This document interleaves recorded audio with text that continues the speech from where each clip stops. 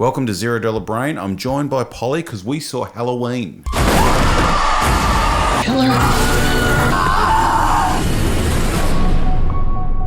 Strangely, we both realised that we hadn't seen the original Halloween, which amazes me because you hadn't seen it, had you? No, I hadn't. We both watched it the night before going to see Halloween Well 2018. worth the wait. Well, I was surprised because I'd seen Freddy Krueger. Like, I'd seen Friday the 13th. I'd seen all those films. I was actually surprised I'd never seen it. Like, the image of it is so popular Iconic, culture. yes. Yeah, it's so iconic. Like, I was sure I'd seen it. What do you mean? Do you have a memory problem? I was sure I'd seen it. When I watched it the night before, the whole opening scene with the kid, I thought, I just haven't seen this film. I was generally surprised. You knew you hadn't seen it. Yes. Did you like the original? What did you think of the original? 1978 original. Yes. It was kind of refreshing in that it gave you so much space that you're not used to in movies today. Yeah. Right? I love that. That era of filmmaking is my favourite. You know, like people always, there's a big thing about plot holes in films now. Like obviously, you know, I've talked about before in other videos, but there's no plot holes because it's so simple. It's just a simple story. It's very straightforward, like surprisingly straightforward. Everything seems quite complicated these days. So to look at that. And it wasn't as slasher as I thought it would be. Like, you know, you watch The Nightmare on Elm Street and there's this sort of otherworldly killing spree and craziness.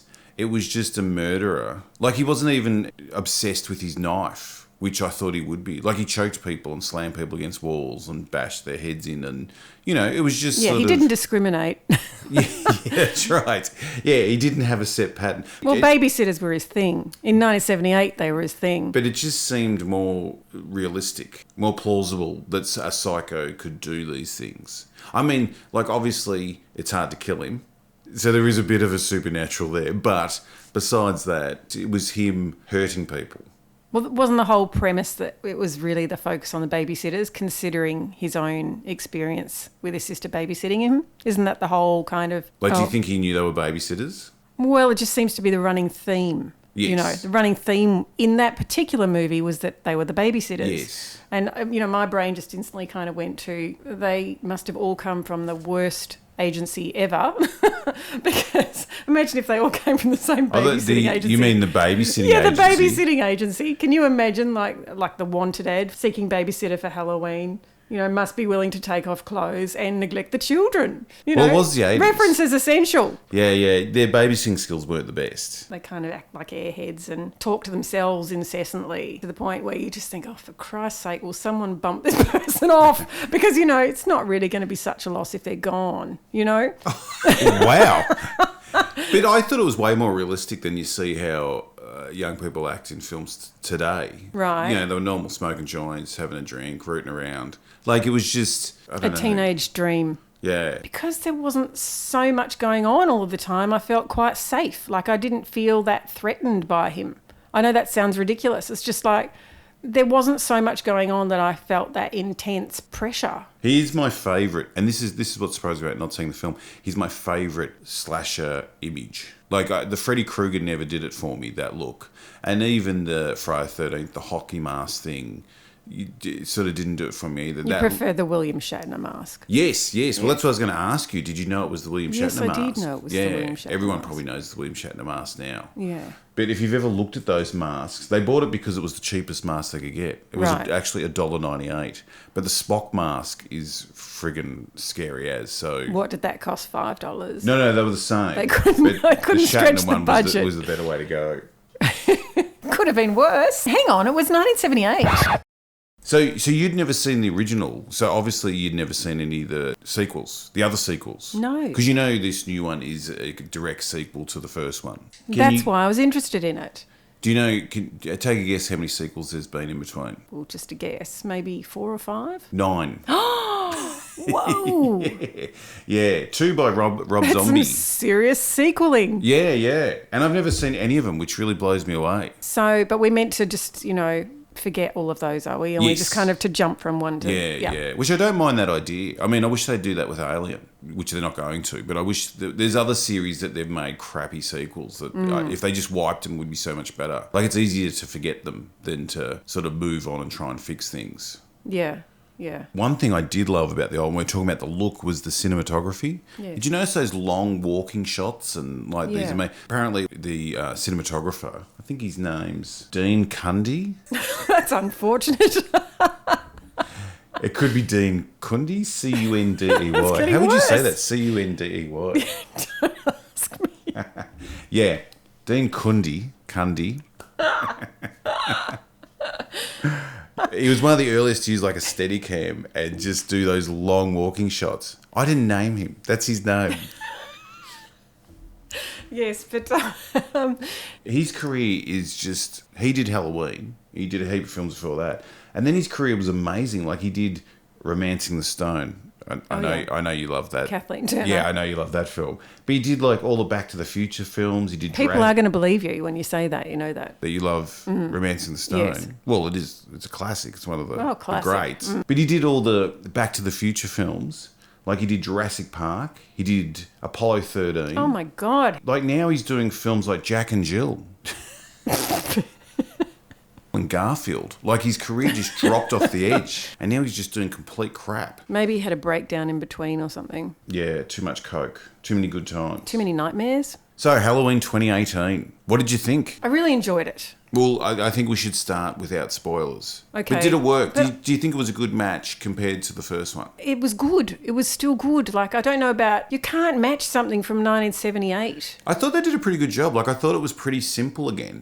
It's so radically different now, though. I just think you can't... But do you think it's radically different? Yeah, See, I do. there's so many... Well, it was simple, but I do like... For me, for instance, 1978 version, I found everybody quite unlikable. In this version, I found myself really warming to all the characters. Every time someone's a goner, then, like that was a loss in the movie. You felt it. Do you know what I'm saying? Like, I didn't feel the loss of anyone in the first one. I liked the killing style. Like, I liked... It was simple. Yeah, I liked he bashed people's heads against walls. It wasn't too complicated. And brutal. Yeah, it was brutal. Yeah, like he hurt people. It wasn't flashy for flash's sake, No, it wasn't. And it wasn't sort of clever knife work. It was just grab someone and bash them against the wall. It wasn't fancy at all. No, it wasn't fancy. So he was on his mission. Do you know what I mean? It was simple, straightforward, as in he's just on his mission. He's beelining for his victim, and just anyone who gets in his way is going down. And it's as simple as that. So in terms of an uncomplicated story, it was easy to follow, easy to watch. What did you think of Jamie Lee Curtis? Do you think she was good in it?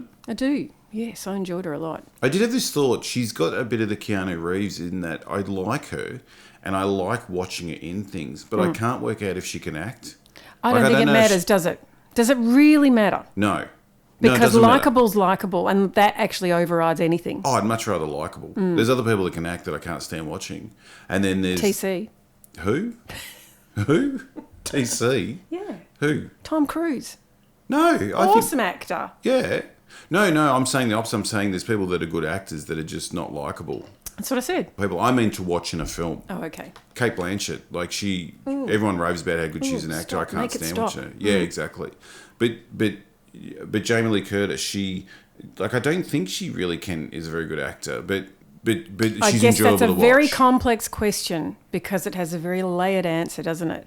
But in a nutshell, no, I think you just like her, but you don't. Overrides everything. Yeah, I like her, so like she's enjoyable to watch, and that's the fun thing. I did have the occasional glimpse of her looking like her mum, which was kind of, her mum in Psycho. Well, her mum being the beautiful Janet Leigh. Yes, and who's her dad? Tony Curtis. And you know what's funny about... So she is, movie royalty. But what's funny about you saying that is when, like the night before when I was watching the 1978 version before we saw the film, I was watching her in it, enjoying her, but thinking, how did she get this role? Like, there's nothing special about her, how she looks. She's royalty. No, I know, but I'd completely forgotten.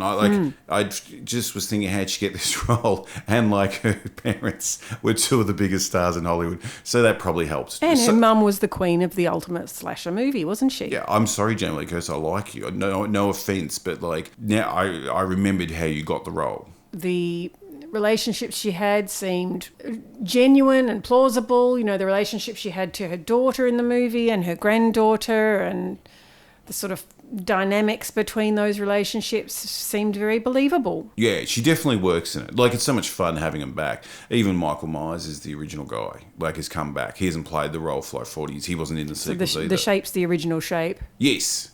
Yeah, that's right. Hasn't transformed shapes. So we'll say spoilers from now on. You can say whatever you like now. But I think his performance in it's really good. Like it's for some reason it reminds me of the Terminator. I don't know if it's just the haircut and the stiffness that he's Well, walking it's the fact that he around. won't die. But watching it reminded me of Schwarzenegger in the Terminator, and is that what they were copying when they made the Terminator? Because it's like this impersonal figure that just Yeah. robotic. So spoilers, back to Jamie Lee for a minute. I got a bit confused with her performance because I just think it wasn't explored enough. But there was times where she's crying in the car, and losing, and just an emotional mess. And then the next scene, she's blowing heads off mannequins. And I get that characters should be deep and complex, but Yes. I don't think it was explored enough. So it was just a bit sort of like... But the beauty of the movie is that it doesn't need to be explored. It's straightforward. It's fucked her up. What happened in 1978 has messed her up so much. Yeah. What's to explain, for God's sake? It's Yeah. I like it's that. pretty simple. Yeah, I like the simple She movie. knows that he could be getting out. She knows that he could escape. Yeah. She knows that this is a significant anniversary. I just thought it was a bit of a jump from one to the other. It didn't wreck the film for me. Yeah. You know what? I think if that had happened to me, I'd pretty much hold on to that for the rest of my life. So for me, it resonated. I thought, no, fair enough. So to backtrack a bit, at the start of the film, there's two true crime podcasters doing a story. Reporters, yeah. And they are going to interview Michael, Yes. which... Because he's due to be transferred from one prison to another? Yes, it's 40 years and they're going to transfer him, and they meet with the doctor, who's an interesting character, who takes him out to the yard to meet Michael in front of the other inmates, and he's chained to a big block. But the thing is, right, that they're kind of painted as sort of fairly privileged types. Yes. Do you know what I mean? So, there's Annoying. a distinction made there. They're kind of soft, and you get the feeling that they haven't really witnessed anything remotely scary in real life. No. And that's why they've got this kind of a sort of self-indulgence in their fascination for this stuff. What did you think of the scene, how it was done in general, the courtyard with the other inmates all I losing thought it their was mind? handled really well. Yeah, I I liked really it. enjoyed it. I like the whole build-up. The fact that the self-indulgence of their characters was further exemplified by the fact that they virtually taunt him, don't they? Really. Well- They are in possession of his mask. Well, yes, I did find that interesting that two podcasts, I can't remember where they got it from, but they said they'd borrowed it from a museum or from the courts or something. They'd borrowed it. Yeah, crime. Do you reckon, could we borrow it? Do you reckon?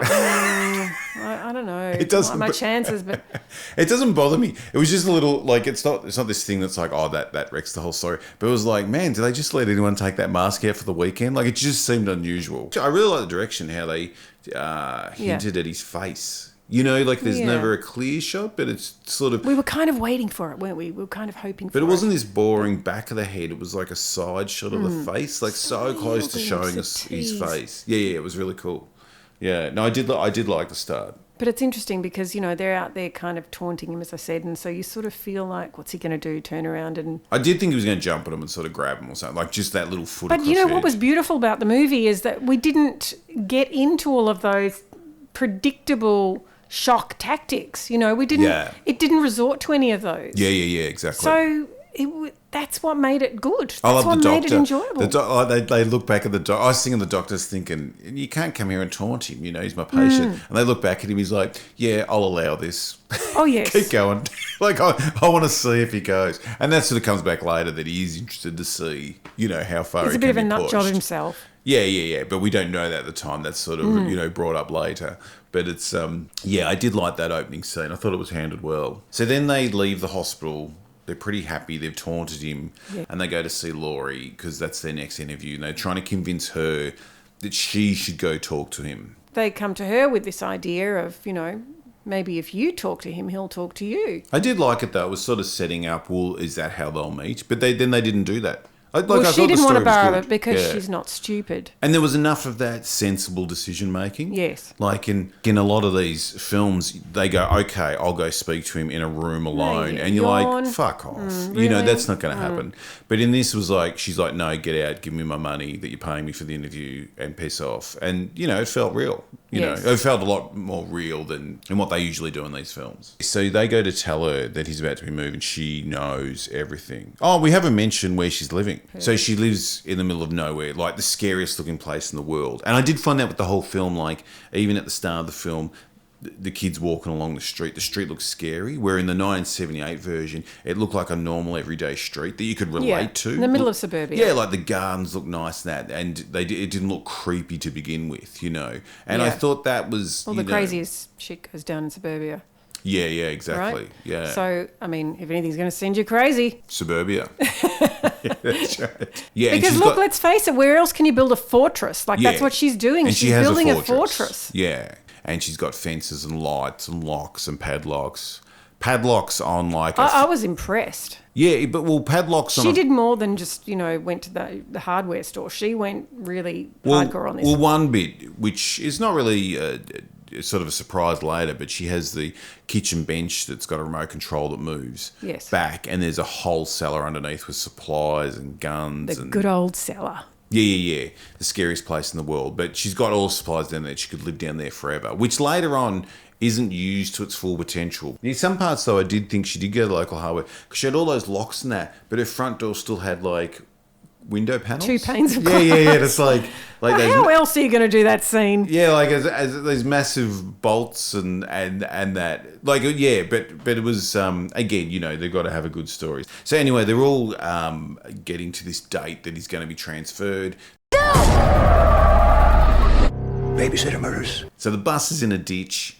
And then along comes a dad and his nice son, like young teenage son, and they come across the bus. They're driving along. Yeah, and they come across the bus. Nutcases walking around everywhere. That's right. The dad does the horror movie thing, gets out. What's happening here? Yeah, you stay here, I'll go check. And then the dad Because lots of people just walking around in robes, you know, you'd want to get out, and a police truck crashed, you know. But the dad's doing the right thing. He wants to make sure no one's hurt. But dad disappears. The son's got to get out. He has a gun. He's looking around because him and the dad are going hunting. But he doesn't want to go hunting, remember?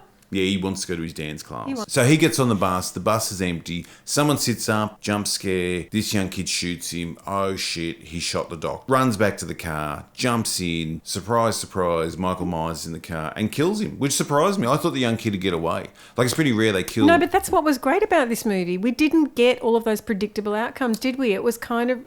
It was refreshing this He was way. at that age where you're not sure if he'll get murdered or not because they don't murder many kids. So, this is the thing. Michael Myers seemed to have drew a line in the sand. Yes. If you were under a certain age, he'd leave you alone. Yes, but that kid was so on the border. He's not an animal after all, is he? No, but that kid was so on the border. I liked that. Like, I thought this kid would get away, but his dad was fucked. And I didn't think they were going to get away. I didn't think anyone there was going to get away. But if they were... But anyway, Michael Myers smashed his head against the car and... He's gone. So next he ends up at the service station where he's killed the mechanics because he's got to get his overalls to wear. Yes. That was gruesome. Yeah, it was good, that bit, wasn't it? And this is where he catches up with... Podcasters. Yes, the podcasters, the reporters, who have his mask, luckily. And... Well, I think that's what he's tracking down. Yes. He needs his whole kit. Which, thank God, it looks fantastic. And so when they arrive at the service station, he's already taken care of the workers there. Yes. And he seems to have really gone to town. What, by the handful of teeth that he presents? Yes. To the podcaster? Yeah. So he traps the girl podcaster in the toilets and proceeds to scare the hell out of her. And then when the guy comes to rescue her, Aaron, I think his name was. Aaron is beaten against the wall severely. And again, I like that. I thought it was going to be a lot of knife action. No, but it's like a good old-fashioned pummeling, wasn't it? It was just awful. Didn't quite kill him, like, outright. Like, he was dying. He just had to suffer. He just had to sit there in a crumpled heap. Against the wall, watching the girl get murdered. Yeah, it was good. I did like that too. Again, it was just simple. A simple thing that could really happen if you had a psychopath trying to kill you. Yeah, so they're gone. They're out of the picture. goes to the car, gets the mask, puts the mask on, and that's the first time Which is all he's really concerned about. You just feel like people are just obstacles to his mission, really. Yes. He enjoys a bit of hacking people up, but I think he's just like they're just in the way of his mission. His mission what's is his to get mission? to get to Laurie, I think. You think it's he's like just he wants to obsessed with complete her? his little cycle, yeah. Because doesn't the Doctor kind of, adhere to that kind of concept that he just needs to continue and follow on from where he was before? Well, there's an Isn't interesting it? thing about the Doctor. This Doctor and the Doctor from the first film, who was played by Donald Pleasance. It's like Alec Guinness turning up in Star Wars. Like these big stars from yesteryear going into these B-grade sort of movies that turned out to be huge. It's just a weird thing. But what I was going to say is these doctors are obsessed by Michael. You would say, aren't they? Like, they say at one stage that the original Doctor tried to murder him. That's how he got arrested. And then the second Doctor comes in later in the film, is super obsessed with him. You would agree? Yeah, he's crazy, loco himself. And they're obsessed, and they talk about how he's evil and all this, and they've studied him for 40 years. He's evil incarnate. He's like beyond human, He's more than that. But they're going on about how they've studied him for 40 years and they know him inside and out. But there's just this small fact of he hasn't spoken a word in 40 years since he was like 7 or whatever he is in the first film. He hasn't spoken a word. What are they studying for 40 years? Like, what are they doing? What is it based on? You know what I mean? There are probably many, many people who've killed 5 people or more. Good point. I might be naive to the ways of the psychos and how they're studied, but they make a point of saying over and over again, he hasn't spoken one word in 40 years. So what are they actually studying? His body language? Yeah, they're so convinced. Oh, yeah, he doesn't talk. He must be signing like a machine. Maybe it was all the stabbing motions. So many of these films, they're trying to capture him and that. And they were like, no, fuck this guy. Like, he's Let's end dead. it. We're going to kill him. Yes. But I wasn't sure how they got to that conclusion. But I mean, he killed people, but lots of people do, and they don't just try and, as they do later, run them down in a car at the second they see them. I suppose we should jump to the fact of like the base of the film is about Laurie and her daughter because she said that's Alison's the granddaughter. The daughter's Karen. Yeah, she's had three She failed. was so traumatised she could only just think of the most basic first name that came into her head when she had him. She's had 3 failed marriages, something like that. Right. So like it's affected her whole life. She's got a daughter and she's trained the daughter to protect herself, and the daughter's rejected it all, gone on, married a boring guy, boring life, wants the suburban life, has this nice daughter who's now around the age of being a babysitter and having boyfriends and smoking joints and having sex, all the things. Oh, the granddaughter, yes, Alison. All the things they did in the first film. Yes. And Laurie, who is now the grandmother, is super paranoid, super affected, needs to look after her granddaughter. I really liked the relationship between Laurie and her granddaughter, Alison. It was believable. Yeah. That sort of special shared bond that just exists between a grandparent and a child. Yeah, so she talks... Oh, she's not a child, she's a teenager, but nonetheless, the teenager can kind of be honest and confide in the grandparent more than the parent. So Laurie and the granddaughter which often happens. Have a relationship that's the mum's quite strong. And the mum's trying to protect the daughter from the grandma. Her daughter's very harsh on her for what she went through. Yes. Like very harsh on what she's trying to do. But they show... I liked how they sort of show Laurie trying to be a normal grandma, turning up to the birthday dinner, but then crying at the end of the table in front of the new boyfriend. Yes. And if we jump to the boyfriend too, you mean Alison, her granddaughter's boyfriend. Is that right? Yes. So I think his name's Cameron. I called him Alison's boyfriend. Budget Heath Ledger. Yes, isn't he? Yes. But he was good. No, I liked him. I liked him a lot. But he really had the Heath Ledgers about him. I liked that he didn't become the knight in shining armour.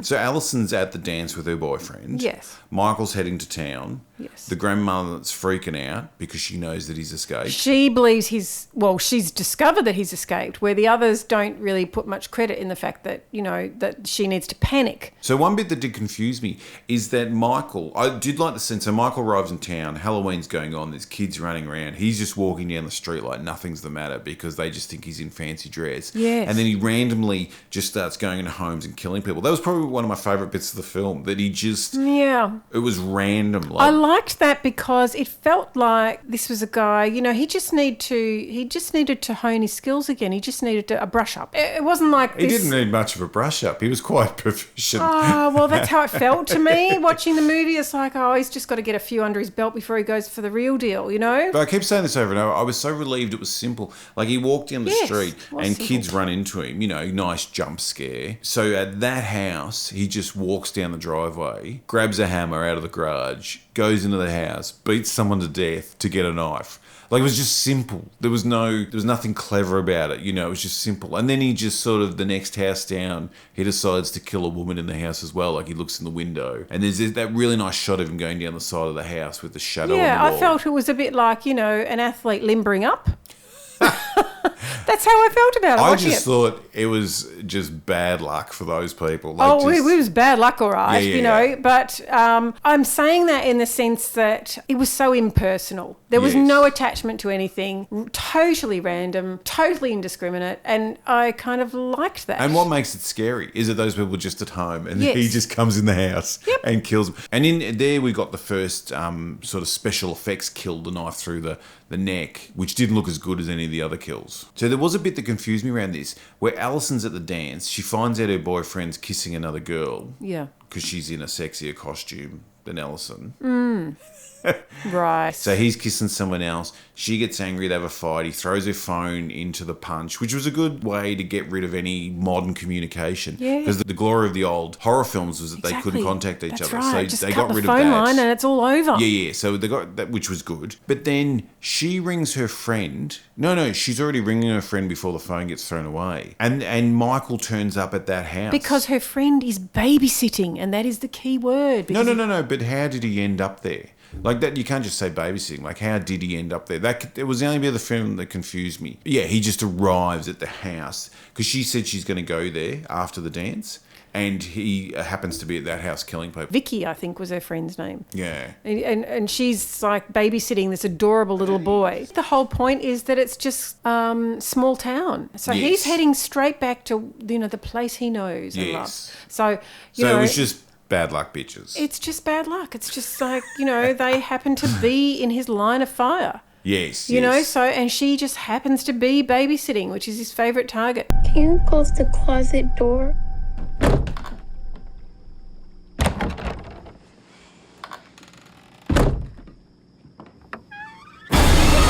Obviously, Michael turns up, and I also like that the copper turns up, the policeman turns up, and Laurie turns up at this house hunting Michael down. And they do a callback to what was one of my favourite scenes in the 1978 version, which was the scary ghost. When he comes in as a ghost. Yes. I love that scene from 1978. Yes. That was amazing. So that was the fun of watching the original only 12 hours before seeing the new one.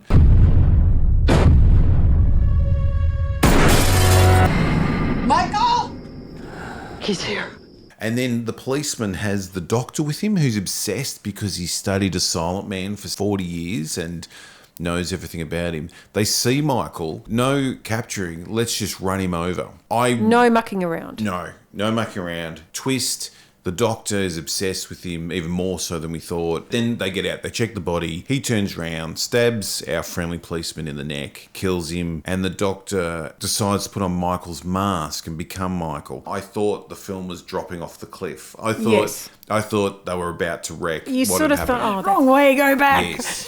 Yes, but they quickly pulled it back. They did. Because he gets Michael. Michael's not dead. Puts him in the back of the police car. I didn't mention the granddaughter's in the back of the police car because they're driving her around to get her to safety. They've decided that going to the grandmother's is the safest. I still think a police station would be safer. So then we have the doctor driving to Laurie's house.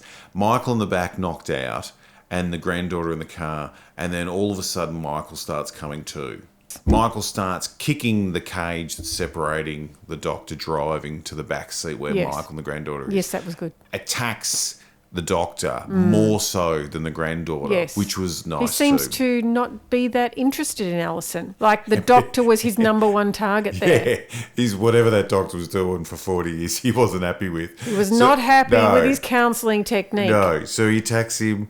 Alison runs into the forest and Michael proceeds to jump on his head and disintegrate it. Just into pulp instantly. Yes. And while this is happening, 2 policemen are watching, sort of, not realising what's... That's right. A police car drives up. Yes, well, they're meant to be Hello. protecting the house. Another bit that this confused me is that Laurie had a fence around the property. They never seem to go past that fence. They just seem to drive up. The fence sort of disappears. But Oh, I didn't notice that. no, it's just minor. But because even she jumps out of the car, the granddaughter, to run to the house, never has to climb this fortress fence that Right. they showed earlier in the film. But again, it's a minor thing. They might have already gone through the gates. We don't know. Yeah, she knew the code. Yes. So Michael's killed the doctor, smashed his head into the ground. 2 police are going towards him and the daughter's running. We jump back to the house. Old dad, which is You mean old dad as in Laurie's son-in-law. son-in-law? Laurie's Right. son-in-law. Yes. Who's an idiot. Well, quite frankly, yeah. First, he was kind of resistant to go to Laurie's place, right? Yes. Now, everyone was kind of resistant to go there. Why? I don't know. But anyway, she has the 'Cause fortress. they should go to a police station. Yeah, there's that. But the police don't seem to have much luck. So, you don't really feel for Laurie's son-in-law because he's standing there playing with a yo-yo. His doesn't- daughter is outside being hunted by Michael Myers. Did he have a yo-yo? I forgot And about he's that. playing with a yo-yo. He sees the police car rock up, goes out to see what the news is, and Michael's sort of ripped off one of the heads of one of the cops, or the skinned his Yes. face. Laurie sees this, but she goes into lockdown mode of the house. She does. So it's her and her was daughter exciting. down into the basement. The kitchen bench moves, opens. You know what annoyed me about that kitchen bench? Every time they open it with the remote control, like it was... They left the remote control on They the left bench. the remote control on the bench. Drove me nuts. Yeah, But that's intentional. That's to make us squirm. yes. So well done. So Michael's there. Laurie puts her daughter into the basement under the secret doorway, under the kitchen bench, and goes hunting for Michael. And she looks out the front door. Michael grabs her. Bang, it's all on. And so she's looking through the house for Michael. Did you like her system of checking rooms and then Yes. shutting them off with the shutters would come down? She'd hit I did. I like that a lot. But I did think, why didn't she just shut all those shutters to begin with? And Well, I then did he's think trapped that. in a room. Yeah. I suppose you could just get out the window and leave. Michael did jump out at her. They have a bit of a tussle. And then she goes out the window like Michael did in the first film. And like in the first film, when she looked out the right. window, Michael looks out and she's gone. That was a pretty cool callback. It's good, yes. Yeah, I did like that. But then it's all on again. The granddaughter arrives and they all end up back in the basement. So it was weird they were in that secure basement, but they kept announcing it like they would shoot at Michael through the floor with a gun instead of sort of just hiding there. But again, I suppose she was trying to hunt him. Mum's able to kind of say to her daughter, look, this is how I've had to live. Yes. This has been my childhood. You're now experiencing what I've grown up with. Probably not the right time for a life lesson. Yeah, but that's kind of when they get into it, unfortunately. Michael loses it, rips the bench off, to reveal the stairway downstairs. So we think they're fucked, you Yes. know. The daughter finally comes to life and says, I've got to defend us. She sees a I've gun. got a gun with my initials on it. Her name on it. Yes. Her childhood killing weapon. Yes. So she grabs the gun, says to the daughter, I'm going to protect us. But then as she's aiming up the stairs to nothing there, she starts losing the plot. I can't do it. Mummy, I can't do it. Michael jumps out for a scare. The daughter completely changes her tune and says, gotcha. Yes. Shoots him. Laurie appears out of the dark, like Michael did in 1978. Hits him. He ends up in the cellar. They get out of the cellar. Yes, and he's doing one of his lying still moments that he does like to do. Yes, but he does grab them. But Yes. then, bang, big bladish things go across the doorway, trap him down there.